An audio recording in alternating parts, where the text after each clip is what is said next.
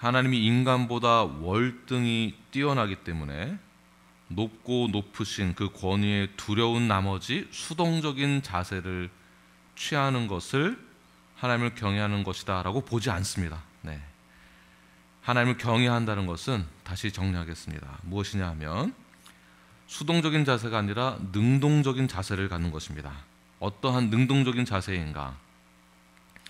하나님 어떠한 분이십니까? 하나님은 사랑의 하나님, 우리를 지극히 사랑하시고 또한 하나님의 그 헌신에 감동하여서 우리를 향한 그 사랑에 감동하여서 그 사랑과 감동과 감격에 공경하는 그 마음으로 경외한다라는 그러한 마음을 갖는 것이 저희들이 가져야 될 자세입니다.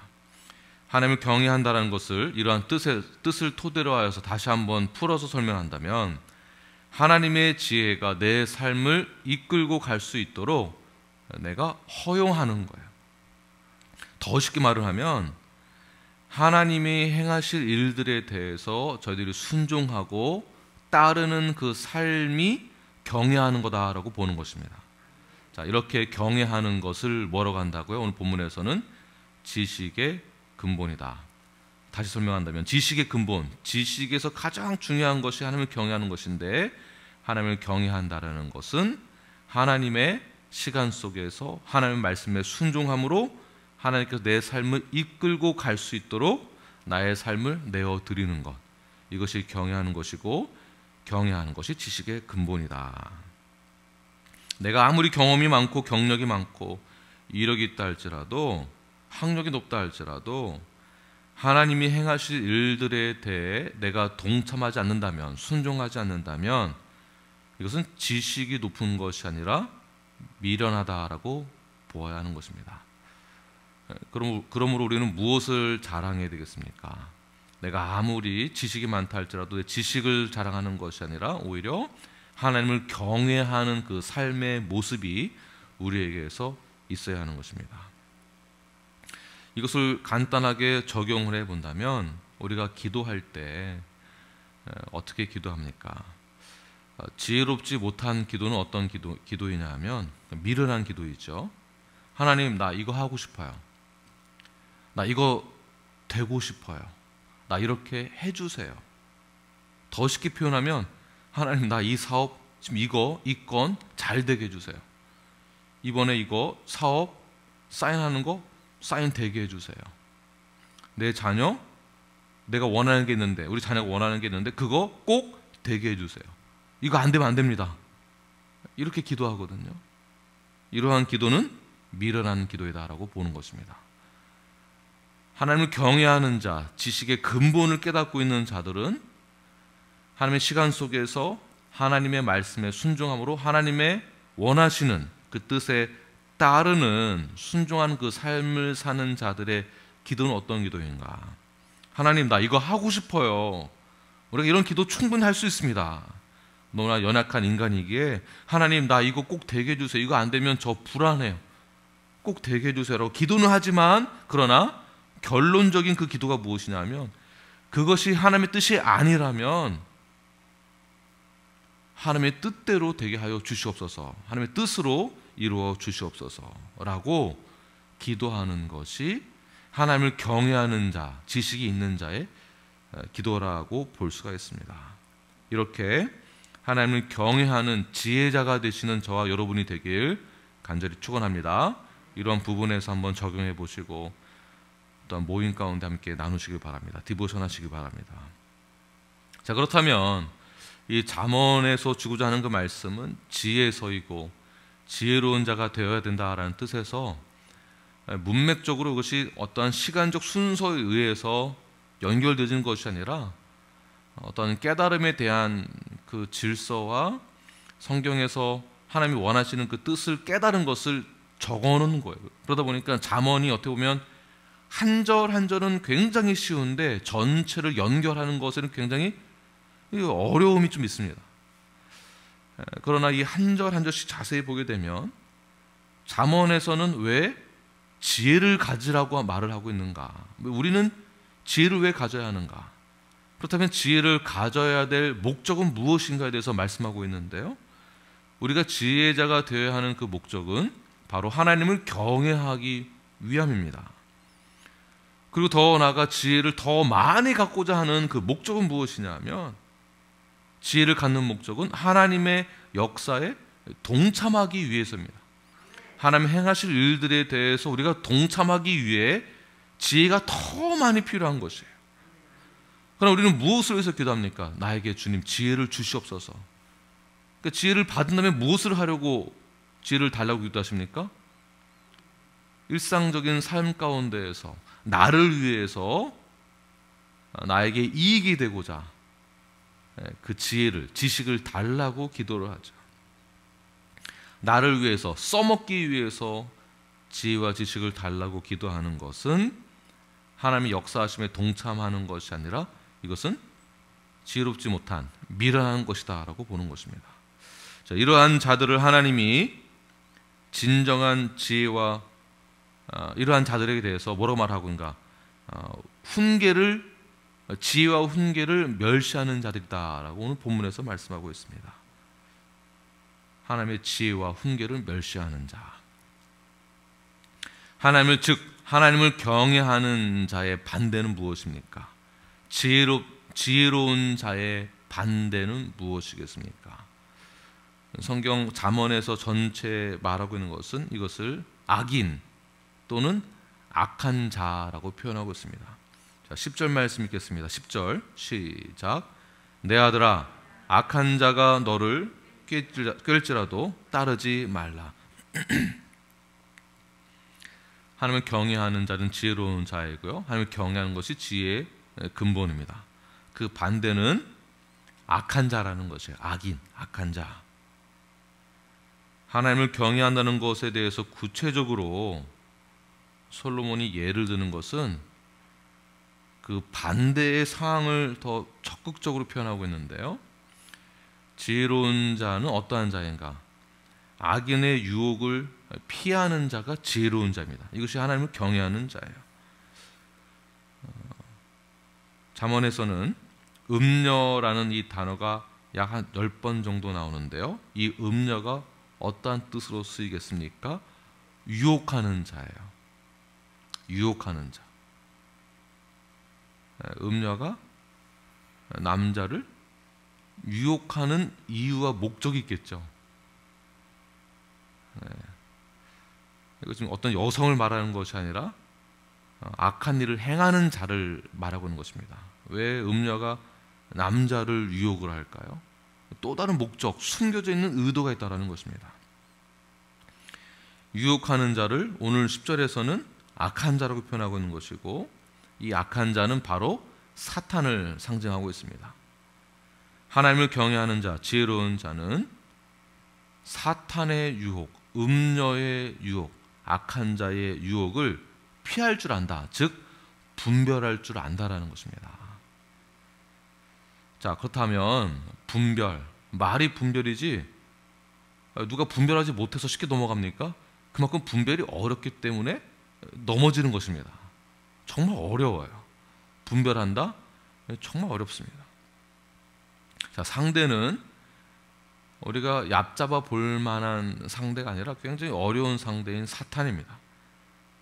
자, 음녀의 유혹을 남자가 뿌리친다는 것 굉장히 어렵습니다. 쉬운 것이 아니에요. 11절부터 14절 얼마나 분별하기 힘드냐 하면 이렇게 이야기를 하고 있습니다. 사람의 피를 흘리는 자, 죄 없는 자를 까닭 없이 뭐라고요? 숨어서 기다리다가,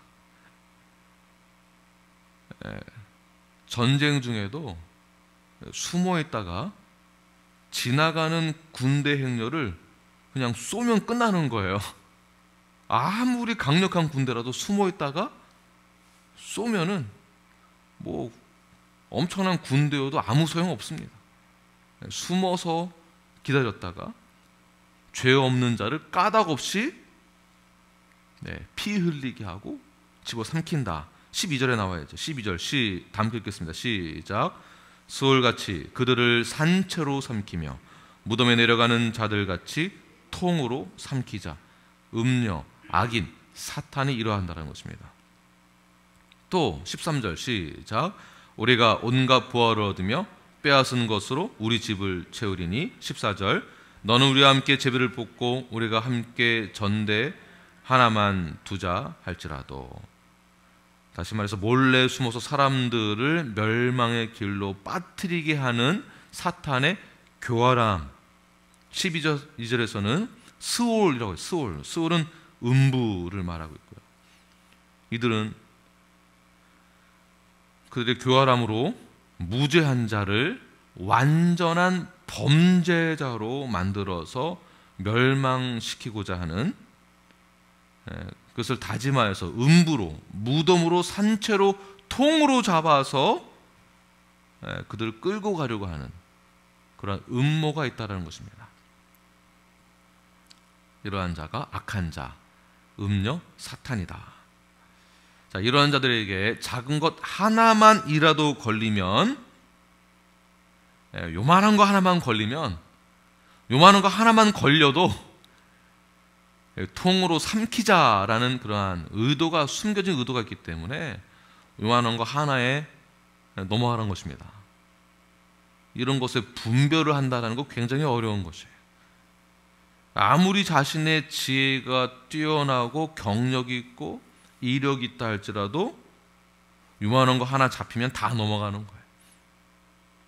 작정하고 달려드는 음녀 또는 사기꾼들을 우리가 어떻게 이길 수 있겠습니까? 제가 요만한 사기 당한 적이 있는데요. 대학교 졸업하고 나서, 군대 제대하고 나서 이제 대학 다시 들어가기 전에, 휴학하고 이제 다시 재입학하기 전에 몇 개월 동안 그 시간이 있어서 공백 기간 동안에 이제 일을 해가지고 돈을 모아서 통장에 넣어놨는데, 그거 잠깐 1, 2만 원 빼느라고 은행에 갔다가 나오면서 아이고 통장에 들어있는 돈 다 뺏겼어요. 사장님, 저 20대 초반에 사장님 이러고 와서 뭐 그 유혹에 다 넘어가게 돼 있더라고. 다 넘어가게 되겠더라고요. 사장님 하면서 달려드는데 뭐 얼마 되는 돈 아닙니다. 뭐 아르바이트해서 얼마나 벌었겠습니까? 그러므로 작정하고 달려드는 그 사기꾼을 이기려면 사람의 지혜와 지식으로 할 수 없다라는 거예요. 어떠한 지식이요? 하나님을 경외하는 그 마음. 그 지식의 근본이라는 것은 하나님의 그 역사 안에서 우리가 함께 한다라는, 하나님의 그 역사하심을 우리가 순종한다라는, 하나님의 역사에 동참한다라는 그러한 지혜자가 되어야만 하나님이 주신 그러한 지혜와 능력으로 음녀를, 사탄을, 유혹을 뿌리칠 수 있다라는 것입니다. 그래서 오늘 본문에서의 저자가 고면하는 것, 15절 보겠습니다. 시작. 내 아들아, 그들과 함께 길에 다니지 말라. 내 발을 금하여 그 길을 밟지 말라. 함께 하지도 말고 다니지도 말고 그 길을 밟지도 말라. 다시 말해서 악인의 유혹으로부터 모든 것을 원천적으로 봉쇄해야 된다. 완전히 처음부터 딱 막아야 한다는 것이에요. 요만한 구멍 하나 뚫리면은, 요거 하나 잡히면은 바로 음부로, 스올로 끌려간다. 통으로 삼켜버린다. 요만한 거 하나에. 굉장히 무서운 말씀입니다. 우리가 경각심을 가지고 들어야 될 말씀입니다. 요 정도 하나 괜찮겠지, 그런 거 없다라는 것이에요. 그래서 우리는 성경의 진리를 기준으로 삼고 있기 때문에, 우리의 삶에 가장 중요한 그 기준으로 삼고 있기 때문에, 이 성경 말씀이 없었다고 한다면 우리는 아무 생각하지 않고 아마 죄를 지고도 남았을 거예요. 왜냐하면 다 그렇게 하니까 아무 문제 없을 거라는 생각을 자연스럽게 하게 되겠죠. 물론 양심에 의해서라도 조금은 악한 것에 대해서는 조금 우리가 피해갈 수 있겠지만 요만한 거 하나는 저희들이 쉽게 넘어갑니다. 쓰레기 버리는 거라든지. 뉴스 보니까 한인 부부가 개를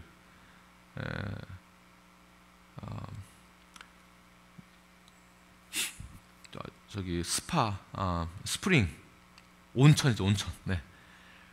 자연 그 온천에 가서 원래 법으로 금지되어 있는데 거기서 가서 발 닦고 멍멍이 목욕시키는 거를 미국 사람이 찍어서 영상으로 찍어서 신고했어요.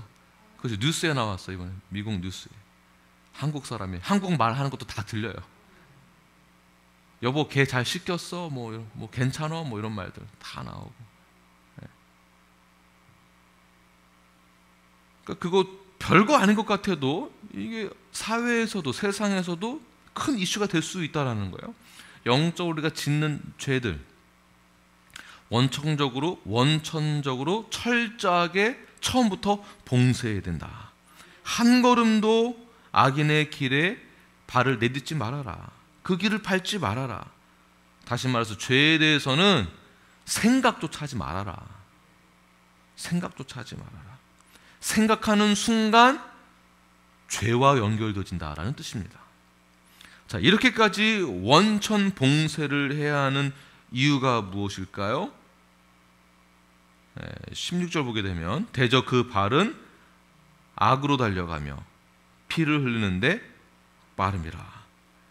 죄를 행하면 행할수록 가속도가 붙습니다. 여기에 대한 어떤 쾌감도 갖게 되고요. 죄를 짓는 것도 이제 능숙해져서 더 빨리 그리고 더 많이. 그러다 보면 죄가 더 커져서 그 다음은 광범위하게 죄를 범하게 되는 것이죠. 처음에는 좀 도둑이었다가 그 다음에는 은행 터는 거죠. 광범위하게 죄를 짓다 보면은요, 그 다음 어떻게 되겠습니까? 죄를 다음에는 적극적으로 짓는 거예요. 적극적으로. 이것이 죄의 특성입니다. 죄의 특성. 죄의 특성을 갖고 있는 죄인, 그 죄인의 특징은 무엇이냐면, 악인의 특징은 무엇이냐면, 죄를 행하는 것을 몹시 즐거워합니다. 몹시 즐거워하고, 나중에는 이 죄를 행하지 않으면 도무지 가만히 있을 수 없어서 오히려 불안함을 느끼게 되죠. 자, 이것을 뭐라고 합니까? 중독이라고. 중독. 오히려 죄를 더 범해야만 이 속이 후련한 거예요. 살인 행위를 하는 자들 또는 연쇄 살인범들의 상황을 한번 보세요. 거의 중독 현상이 있죠. 이들의 결말은 어떻게 될까요? 19절 말씀 읽겠습니다. 시작. 이익을 탐하는 모든 자의 길은 다 이러하여 자기의 생명을 잃게 하느니라. 제가 방금 전에 예는 살인자에 대한 죄에 대한 예를 들었지만, 어떤 이익을 탐하는 자도 자신의 이익을 위해서 삶을 살아가는 자, 지식 있는 지혜로운 자는 자신의 삶을 위해 살아가는 자가 아니라 하나님의 역사하신 가운데 우리가 동참하는 자가 지혜로운 자라고 말씀드렸습니다. 이익을 탐하는 자, 자신을 위한 삶을 살아가는 자, 이들의 결론은 악인의 길을 걸어가는 자, 그 자들은 악인의 길에 한 발을 내딛는 순간 결론이 무엇입니까? 생명을 잃게 된다. 재물을 탐하는 자, 재물의 눈이 어두워짐으로 그들의 결말은 생명을 잃게 된다. 권력에 사로잡혀 있는 자, 그들은 권력을 남용하게 되어짐으로 결국 어떻게 되겠습니까? 생명을 잃게 된다. 세상의 것에 사로잡혀져 있는 자, 그들은 자신이 무엇이 옳은지 그른지를 판단하지 못함으로 인하여서 어떤 것이 성경적이고 어떤 것이 비성경적인지를 모르고 있음으로 인하여서 죄를 범하게 되어지죠. 이들의 결론은 어떻게 되어집니까? 생명이 난다. 그게 뭐 얼마나 중요합니까? 이렇게 생각하지 마십시오. 성경적인지 비성경적인지를 옳게 분별하시길 바랍니다. 그러니까 구원받은 것은 확실하나 성화를 이루어 나아갈 때 성경적인 삶을 살아내고자 하는 우리의 의지도 있어야 되는 것이에요. 이 의지를 누가 주시는 것입니까? 이 의지를 하나님이 주신 것이죠. 선한 길로 인도하시고자 하는 하나님의 뜻에 따르는 마음을 주시는 것이 하나님이 주시는 마음이에요. 죄의 특징을 우리가 가지고 있기 때문에 이러한 진리의 말씀에 순종하지 않는다면 우리는 당연히 죄를 짓는 것에 현혹되어져 즐기게 되어 있습니다. 그러나 말씀을 쫓는 자들은 다른 것이죠. 그래서 이런 거 하나도 우리가 조심해야 된다. 부정한 이익과 물질에 대한 인간의 욕심과 이기심의 결과는 어떻게 되겠습니까? 무서운 결론을 초래하게 되는 것이에요. 생명을 잃게 된다. 그래서 우리는 어떻게 되는가? 이 핵심 구절입니다. 10절 말씀 읽겠습니다. 10절 시작. 내 아들아, 악한 자가 너를 깰지라도 따르지 말라. 이 반대의 핵심 구절은 여호와를 경외하는 것이 지식의 근본이다. 여호와를 경외하는 것. 악인의 유혹에 따르지 마십시오. 여호와를 경외하는 것이 지식의 근본이다. 이 한 절만 가지고는 우리가 이해할 수 없습니다. 이 전체 본문을 다 알아야 이 말을 왜 하고 있는지를 알 수 있는 것이겠죠. 하나님을 경외한다는 것은 예배 잘 드려라, 하나님 무서운 분이시다, 잘 못하면 하나님이 벌 준다, 복을 빼앗는다, 이런 개념이 아닙니다. 하나님을 경외한다는 것은 하나님의 역사하심에 우리가 동참하는 거예요. 하나님이 원하시는 그 삶에 나의 삶을 내어드리는 거예요. 내가 순종하겠습니다, 따르겠습니다. 이것이 하나님을 경외하는 삶, 이것이 지식의 근본이 되는 것입니다. 왜냐하면 우리는 악인의 꾀임에 넘어가면 큰일 나기 때문에, 생명을 잃을 수도 있기 때문에. 그러므로 우리는 악인의 유혹에 따르지 말아야 됩니다. 오직 여호와, 나를 구원하여 주신 그분을 경외하십시오.